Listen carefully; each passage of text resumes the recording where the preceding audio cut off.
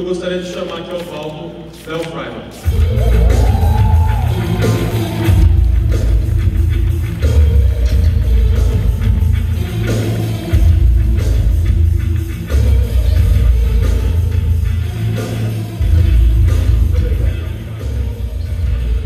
Muito obrigado pela oportunidade, pelo frio na barriga, sempre gostoso poder conversar, especialmente para comemorar aqui com vocês. Tenho certeza que vocês devem estar sentindo nos últimos anos como vem ficando mais fácil educar tanto as crianças, os adolescentes, os adultos, tá?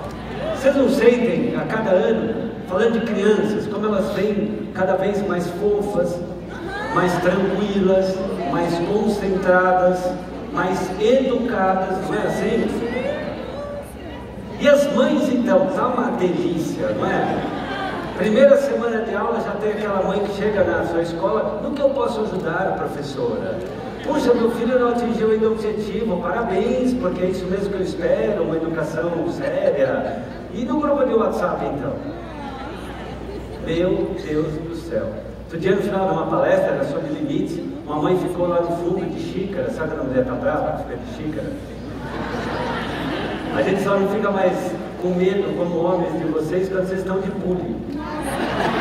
Leonardo! Aí, meu Deus do céu. Mas a mulher estava lá de xícara, levantou a mão. Eu sei que isso não acontece assim na escola de vocês, mas acontece em algumas outras situações. A mãe falou assim: ai, já não sei mais o que fazer com a Camilinha. Sabe por quê? Eu peço uma vez para ela dormir, peço duas, peço três, eu não sei mais o que fazer, já entreguei para Deus. Aí eu falei assim: a senhora já virou mãe matemática, né? Que conta 1, 2.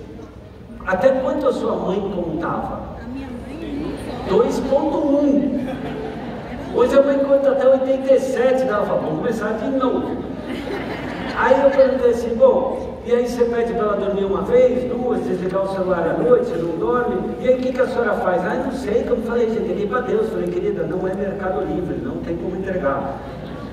Deus me entregou para a senhora, vamos pensar o que fazer. Então, já não sei mais. Ela tem, será que ela não tem transtorno de alguma coisa? Eu falei: tem. E o que é o remédio? Eu falei: o remédio é a senhora tomar 3 gotinhas de vergonha na cara todos os dias para lembrar que a senhora é a mãe e ela é a criança. 3 gotinhas de vergonha na cara. Porque hoje está uma onda, eu sou psicólogo clínico, está uma onda de transtorno disso, síndrome daquilo, problema daquilo outro, para tudo ter um carimbinho dizendo assim: o meu pequeno imperador fofo não aprende que o seu professor ou o seu método tem algum problema. Tá fácil. Outro dia uma professora recebeu um pai que chegou ameaçando que ia dar um BO na escola, porque o menino mordeu o braço do outro, chutou a mochila do outro, cuspiu na professora. O menino fez tudo o que podia fazer para ter um limite. Aí o que a professora fez? Olha, você não desce para a igreja, você fica aqui e reflete: cárcere privado. Então, existe na família brasileira hoje uma neuroótica, né? Uma ótica da neura, de que é a obrigação do pai ou da mãe fazer o filho feliz. E por que isso é uma neuroótica? Por que isso é errado? Porque, por definição, eu não posso fazer o outro feliz. Todas as pesquisas sobre felicidade mostram que a felicidade está no caminho oposto à do vício. Se aqui eu tenho vício de açúcar, de celular, de compras, de brinquedos, vício de liberdade, de privilégios, o oposto disso chama-se virtude. As pessoas felizes são aquelas que praticam virtudes. E eu estava comentando há pouco com o Diego, antes de entrar, o quanto, por exemplo, estar aqui, nesse palco, num momento tão importante para vocês, para mim, veio a partir da construção de uma virtude. Muitas vezes na minha infância, na minha adolescência, quando meus pais falavam: vai estudar inglês, mas para quê, mãe? Mas para quê? E assim, aquela educação séria, rígida, de pais empoderados, onde eles eram o alfa, eu era o beta, né? Eu pergunto, por exemplo, quem daqui perguntava para a mãe no domingo: aonde nós vamos passear? Alguma vez você perguntou para sua mãe o que vai ter de comida?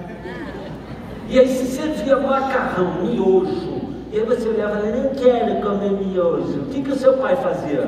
Ah, vai comer miojo. E você falava assim, não quero comer miojo. Por onde ia o miojo, hein?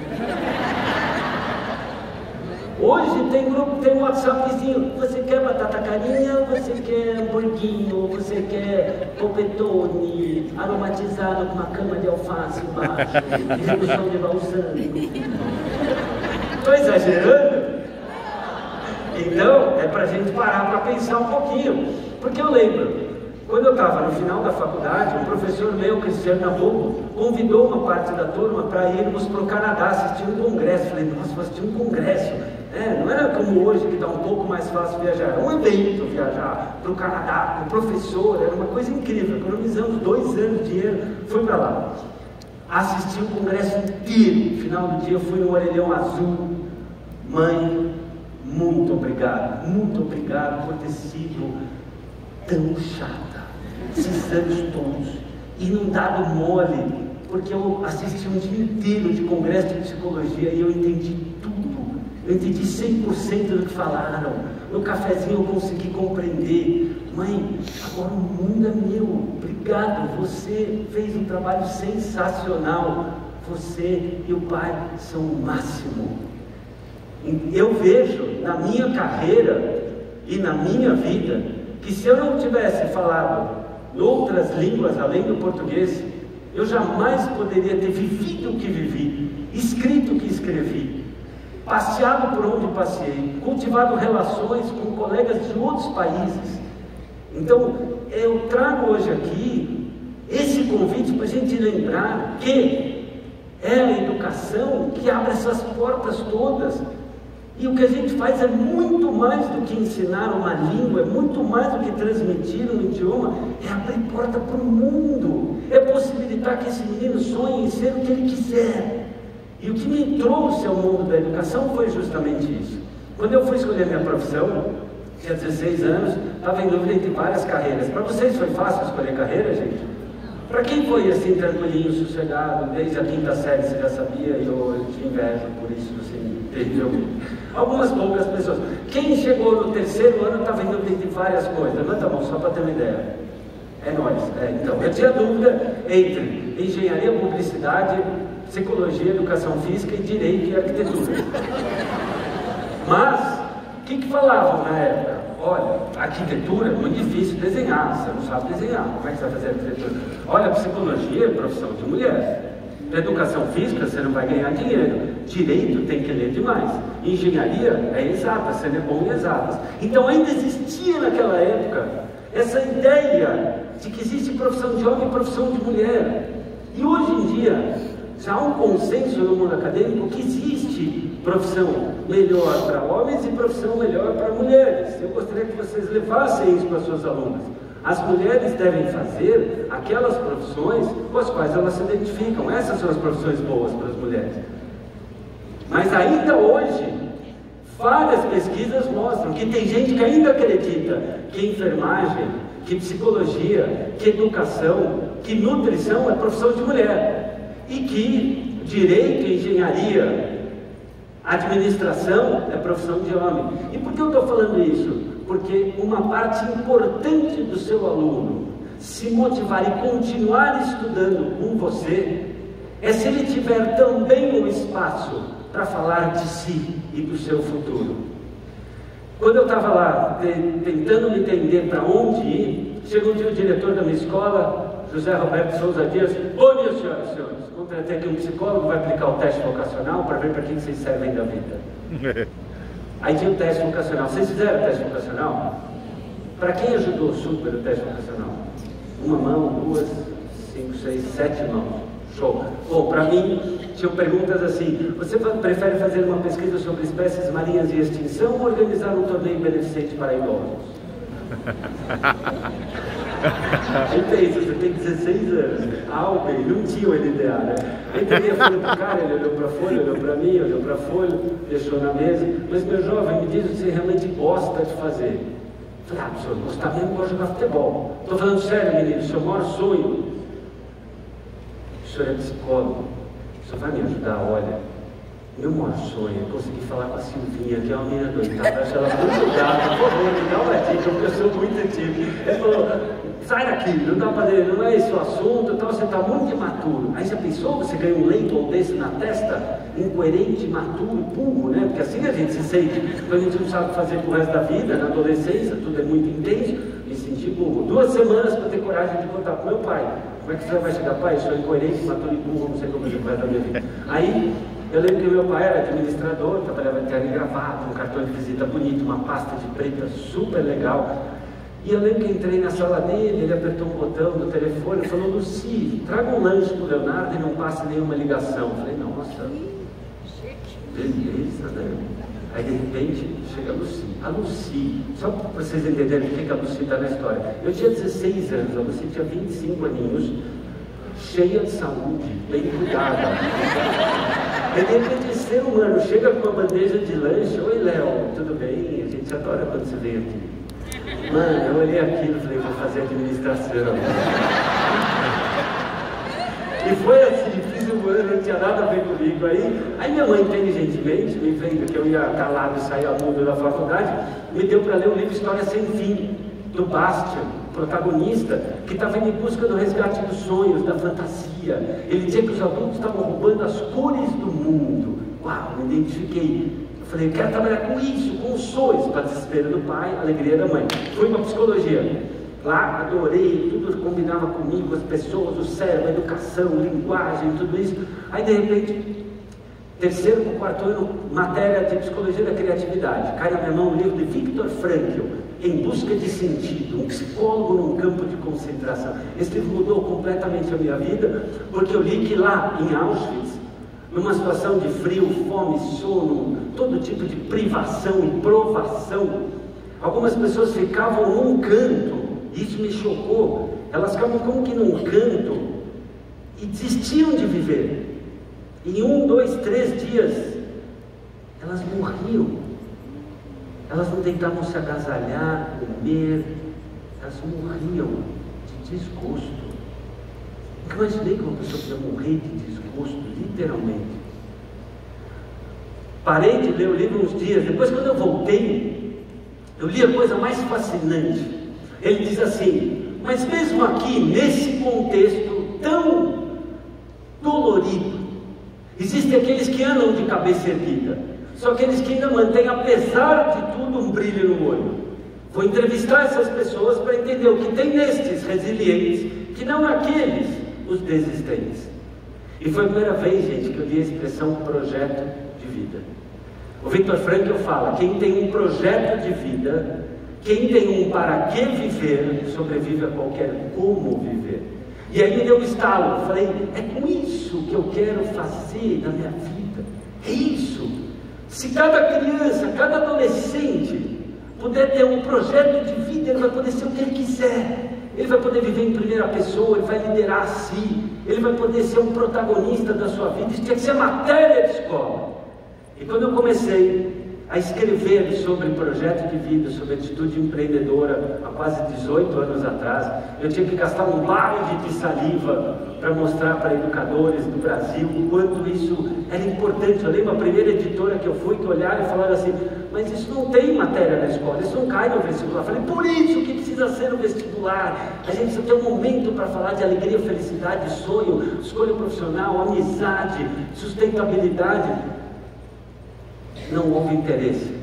Aluguei um teatro junto com um colega, lançamos um trabalho que hoje já tocou a vida de mais de 1 milhão de crianças, de adolescentes e de famílias. E é por isso que eu tenho essa convicção que quando a gente pensa em projeto de vida, a gente está cuidando das pessoas, porque me dói olhar 11 mil pessoas tentando suicídio no Brasil todos os anos, me dói olhar quase 70% de obesidade, me dói olhar crianças se cortando, me dói olhar adolescentes, eu não sei se vocês olham isso cada vez mais assim, numa época que eles tinham que estar sonhando, curtindo, querendo engolir o mundo, se sentindo o quê? Embaixo de um mar de lama. E quer saber? A escola é o único lugar onde eles vão poder se sentir hoje em dia vistos, amados, queridos. Então, se eu não lembrar de nada do que eu vou falar, Nunca esqueça, por favor, que você está salvando uma vida, você está convidando uma pessoa a se sentir parte, você está ajudando essa pessoa a sonhar. A linguagem é uma ferramenta, uma escada rolante, é um elevador para um mundo de possibilidades que ela vai ter. Se ela soubesse comunicar, se ela sentir que você se importa, se ela olhar e falar assim: aqui o meu projeto de vida está sendo visto, aqui o meu projeto de vida está sendo cultivado, aqui eu tenho valor. Porque família hoje está um conceito cada vez mais complexo, porque muitos pais hoje estão apostando na amizade. Eu quero ser amigo do meu filho, eu não tenho tempo, eu já pago a escola, você cuida. Já viu esse tipo de postura? Isso dói. E aí muitas vezes os pais, para compensar isso, colocam nos grupos de WhatsApp: o menino tem lá uma reprovação ou não foi aprovado. Gente, eu não acredito, olha o que absurdo que essa vaca fez. Desculpa a expressão, é assim que muitas vezes vem. Aí, nossa, não acredito, vou falar com meu marido, ele trabalha na MD, isso não é possível. Vai para outra mãe: gente, para que tudo isso? Olha só, que absurdo. Mas, pô, gente, isso não é assim. Outro dia eu falei com o pai, ele já colocou, ele vou falar com meu amigo que ele é juiz, vamos ver o que dá para fazer. Então, quer saber? Por favor, se tiver um dia um pai ou uma mãe que visite a sua escola dando de dedo na cara de um professor seu, chegando em posição ali empoderada, falando assim: olha, eu quero saber por que meu filho não pôde isso ou não conseguiu aquilo, por favor, fique de pé e no modo empoderado diga: sente-se, Sr. Rosa. O senhor aceita uma água? Aí senta e diz assim: eu vou dizer uma coisa, por que aconteceu isso? Porque nessa escola o futuro do seu filho é levado a sério. Porque aqui meus professores são trabalhados pela excelência. E por aqui a gente acredita que uma educação voltada à excelência, à alta performance, que acredite na capacidade do seu filho de chegar na melhor versão de si mesmo, é o único caminho para ele ter uma vida digna e poder ser alguém que vai agregar para a sociedade. Aqui a gente não faz educação de brincadeirinha, e aqui meus professores são estimulados a dar o melhor de si, e a estimular o aluno a também dar o melhor de si, porque é o que a gente tem que fazer pela sociedade. Então, se o senhor quer ter o direito de manter seu filho aqui nessa escola, então, por favor, seja o meu parceiro. Esse é o convite que eu tenho para o senhor. E aí, o que mais o senhor tem a dizer? Não tenha medo de perder aluno. Nunca! O seu medo de perder aluno é a única coisa que vai fazer você perder aluno. E o seu professor precisa do seu apoio. Eu digo isso como professor por mais de 25 anos de sala de aula com fundidores, com médio. Já fui professor de inglês no final da minha adolescência por 2 anos, muito feliz. E quer saber? O seu professor hoje está tomando pancada de tudo quanto é lado. Todo mundo critica e ninguém estende uma mão. Todo mundo tem alguma coisa para dizer, todo mundo tem uma opinião para falar, todo mundo tem algum palpite, todo mundo tem uma grande teoria. Mas na hora de ligar, de ajudar, de ver a lição de casa, muitas vezes falta esta atitude. Então, quer saber? A gente precisa empoderar o professor e a gente precisa orientar a família, porque pais mais professores educam melhor. Essa é a minha convicção. Eu tenho certeza que juntos a gente pode fazer um resultado realmente transformador. Estamos juntos até aqui, gente? Beleza? Que bom, show de bola. Eu vou trazer para vocês aqui uma série de reflexões, mas antes de tudo eu tenho uma pergunta, que é essa aqui. Se vocês querem uma fala com emoção ou sem emoção. Porque eu posso. Eu preparei aqui um paper, eu tenho aqui, olha. Eu tenho um paper de 38 páginas aqui, que eu posso ler sobre a idiosincrasia da educação na contemporaneidade, segundo Vygotsky, e de acordo com os novos paradigmas, hoje podemos observar. Pelo amor de Deus, né? Então eu vou fazer o seguinte: você já ouviu uma frase dizendo assim: para de ser criança? Já ouviu isso? Para de brincar? Já ouviu isso? Cresce! Então, vou pedir agora o contrário. Eu vou pedir que por 2 minutos, a gente vai fazer aqui uma dinâmica, eu vou pedir que por 2 minutos você deixe aqui só o teu lado criança, pode ser? Sexta-feira, eu quero sair daqui feliz, eu quero que vocês voltem para casa felizes e falar: valeu demais! Então é o seguinte, eu vou pedir para vocês cruzar pernas e braços, e eu vou ensaiar com vocês aqui 3 movimentinhos. Muito obrigado, Victor. 3 movimentos. Descruza pernas e braços. Isso. Deixa a bolsa no chão. Bolsa no chão é dinheiro, é prosperidade. Acabei de inventar isso agora. É na raiz. Aquele papo que não pode deixar no bolso, tudo bobagem. Deixa no chão, que é onde cria a raiz. Bom, é o seguinte. primeiro movimento é o seguinte, é uma montanha-russa improvisada, meio do Fred Flintstone, tá? Então, em termos de tecnologia, a gente vai trabalhar com o que tem de mais poderoso na vida humana, que é a pessoa. Como diria Mário Quintana, o mundo de hoje tem muitas pessoas, mas eu sinto falta de gente. Olha que lindo. Olha que lindo.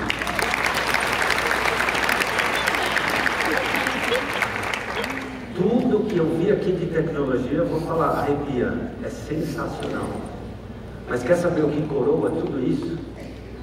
É quando você segura no ombro do teu aluno e fala assim, hoje é teu aniversário, né? Pô, parabéns, João. Cara, tô muito feliz aqui. Parabéns to you.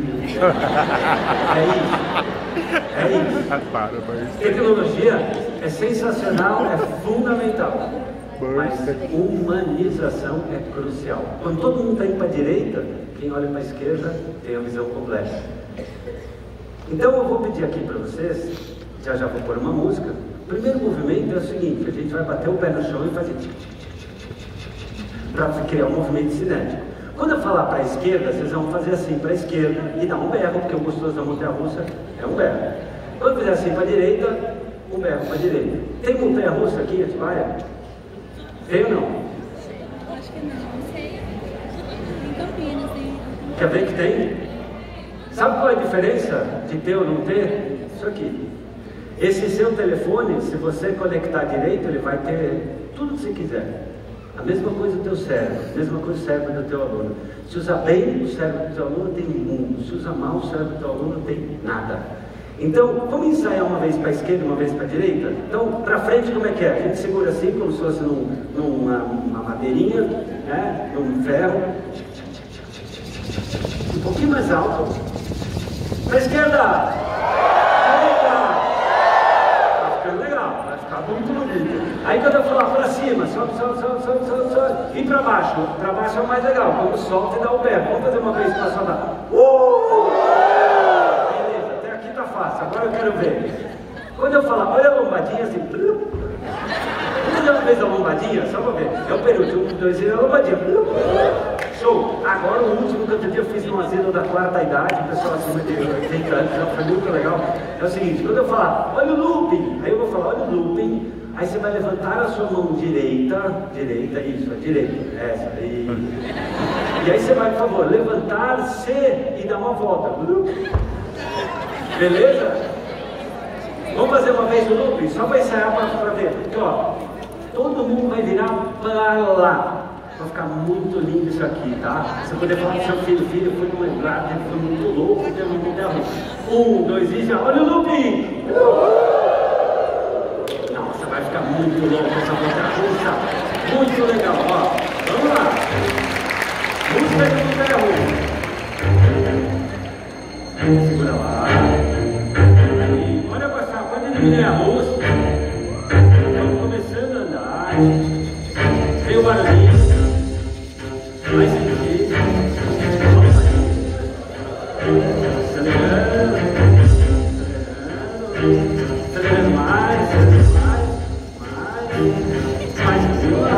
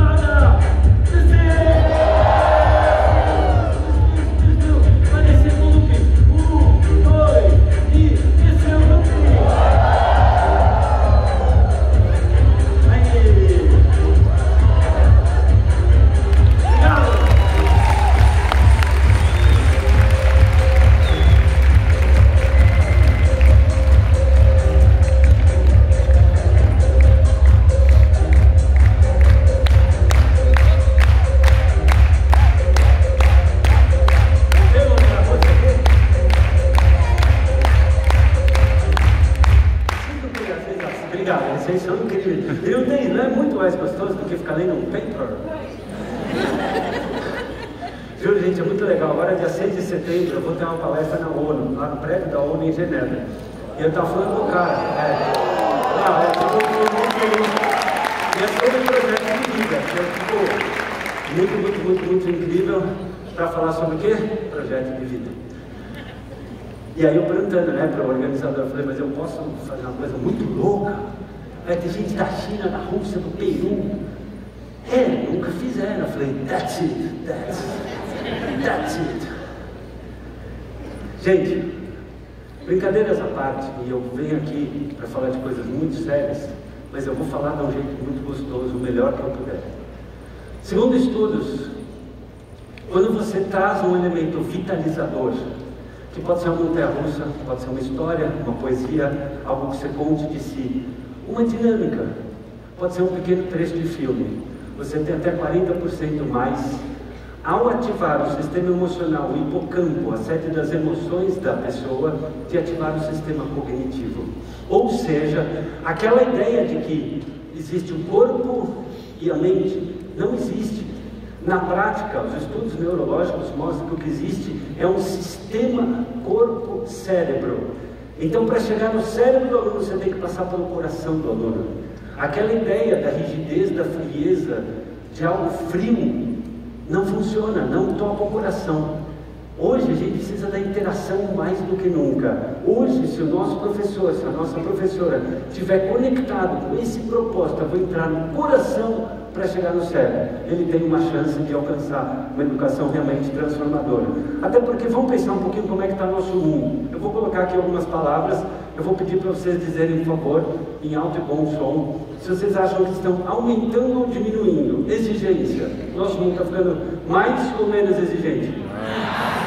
Nosso mundo está mais complexo ou está mais simples? Mais complexo. Você vai ver uma notícia, você vai escolher um tênis, ou você vai comprar um achocolatado para sua família. E angústia? Se as pessoas estão mais calmas ou... E aí dentro disso, além da angústia, o estresse. Você termina algum dia fofo? Não, tá fofo, foi suave. Né? Aí, dentro disso, narcisismo. Gente, não tem ninguém que posta no Insta o filho de um catarro. Ninguém posta lá, meu filho tirou 6. Não, meu filho tirou 9. Olha que lindo, João. Olha que bacana.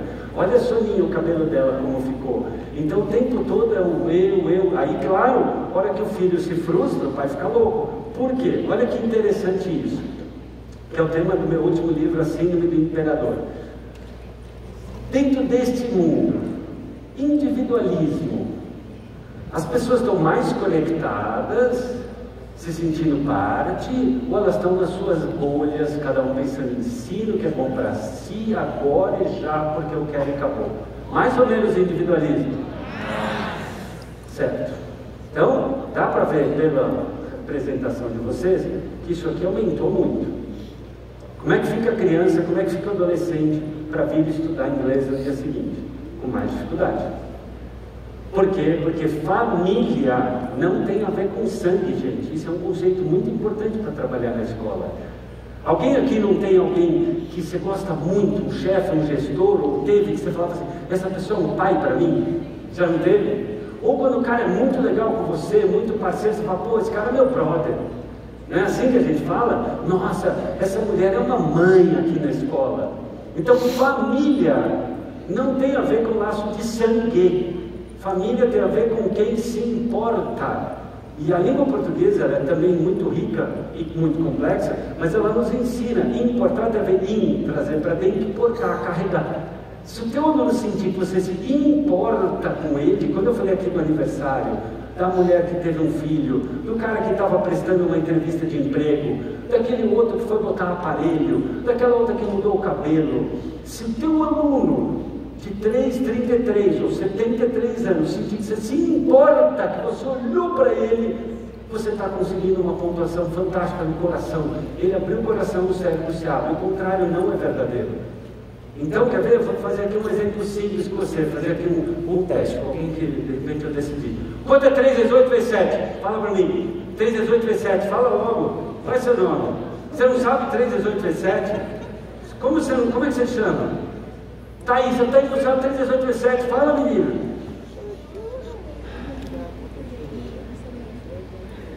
Agora vamos fazer devagar? Levanta um pouquinho, vem me ajudar. Thaís, pessoal, vamos fazer diferente? Pessoal, essa é uma moça que teve a sorte e o azar de ser escolhida no meio de 200 pessoas. Então, vamos dar um parabéns para ela pela coragem de ter levantado. Ela podia ter travado na cadeira. E Thaís, obrigado. Desculpa da brincadeira, mas calma, fica aqui comigo, me ajuda numa coisa. Você parece uma moça inteligente. E eu vou te fazer uma pergunta. 3 vezes 8.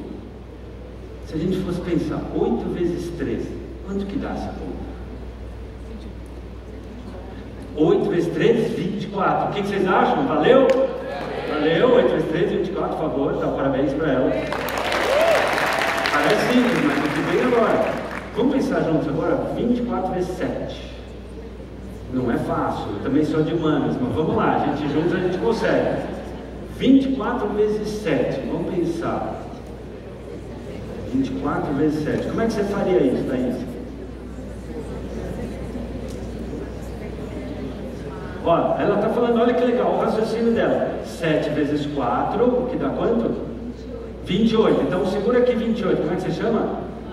A Laura, parceira dela, 28. Segura o 28 aí, que mais? 7 vezes 2, que dá? 14. Boa. Mais 2. 16, e aí, tá, 168,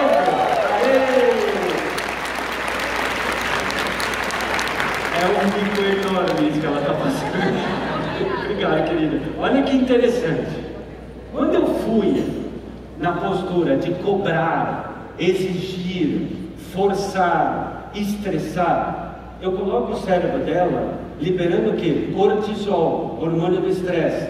Diminui dopamina, que é o neurotransmissor que conecta as sinapses. O que acontece? Ela trava. Impulso de estresse, luta ou fuga.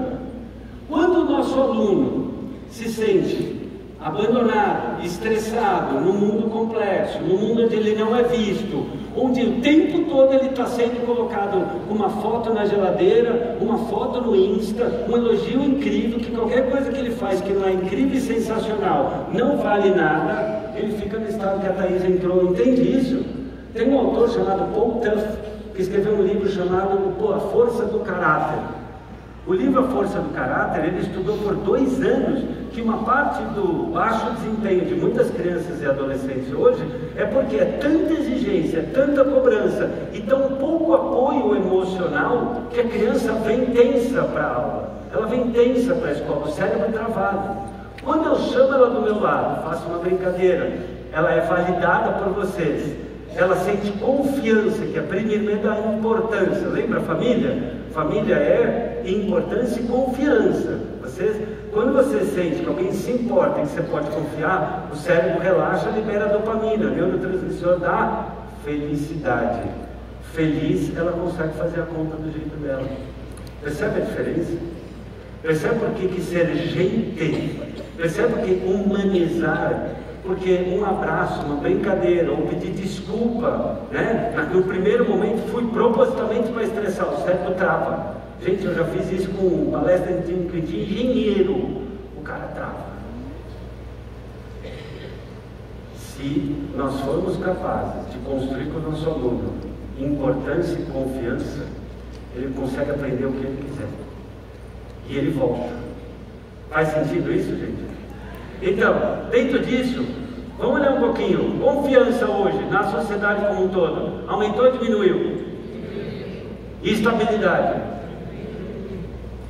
clareza, saúde mental, pertencimento, a sensação que estamos juntos, de verdade, e foco. Agora, dentro deste mundo, olha a oportunidade que a escola tem. Você já tem os alunos, você já tem um motivo, você já tem os professores, que são pessoas significativas, você tem tudo para que dentro da sua escola, se praticar da familiaridade, o teu aluno relaxe e fala assim, aqui é um lugar bom para se viver.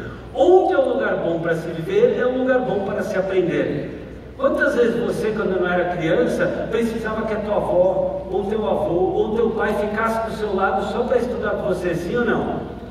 Não é verdade? Às vezes aquela matéria que travava, você não falava, pai, fica aqui do meu lado. Ou você tinha que estudar do lado de um amigo, de uma amiga, não porque eles iam necessariamente ensinar a matéria, mas porque era aquela, fica comigo. Nós somos humanos e a gente precisa lembrar disso. A gente precisa de pessoas que olhem e falam assim, dá o seu melhor, mostra o que você sabe, conta comigo. Se você não souber, tudo bem, a gente está junto, a gente vai buscando e vai lapidando e vai construindo até dar certo. Porque dentro deste contexto, que é bastante comum para criança, para adolescente e para adulto, o cérebro tende a travar. E existe um livro de Alexandre Teixeira chamado Felicidade S.A. É um jornalista, ele pesquisou empresas de alta performance. O que ele descobriu ali? Podem ser bancos, escolas, laboratórios, indústrias. O que ele descobriu? Quando o contexto é feliz, quando o ambiente é alegre, quando as pessoas se sentem bem tratadas, o desempenho é exponencialmente maior do que em ambientes castradores ou frios ou rígidos. Então, escola tem que ser lugar de calor humano. Escola tem que usar da tecnologia para tocar as pessoas. A linguagem que a gente ensina tem que falar com o coração das pessoas. Aí a gente tem uma chance de, dentro desse novo tempo, construir aquilo que hoje virou lei, que são essas competências socioemocionais, que com certeza todo mundo aqui já ouviu. E o que é uma competência? É uma característica do indivíduo que promove o sucesso. Existem muitas e muitas pesquisas mostrando que as competências socioemocionais, quando bem trabalhadas, impactam felicidade, impactam renda, impactam saúde mental, impactam desempenho acadêmico. Agora, como é que a gente faz isso? Entendendo primeiro que se a gente não fizer, a gente paga esse preço.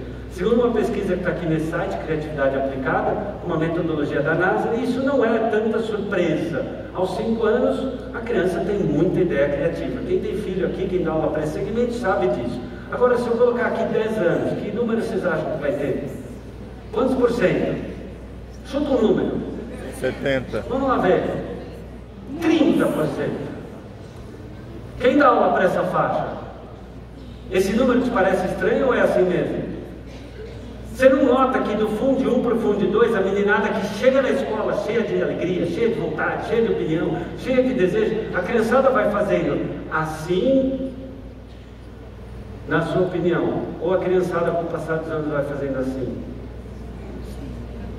De verdade, coração, vai fazendo assim ou assim? Primeira ou segunda opção? Segunda. Olha que triste isso. E se eu colocar aqui 25 anos de idade, início da vida adulta? Que número? Que número? Olha isso. Olha isso. Alguém aqui já foi tratado por um médico que você vai nele e ele te atende assim?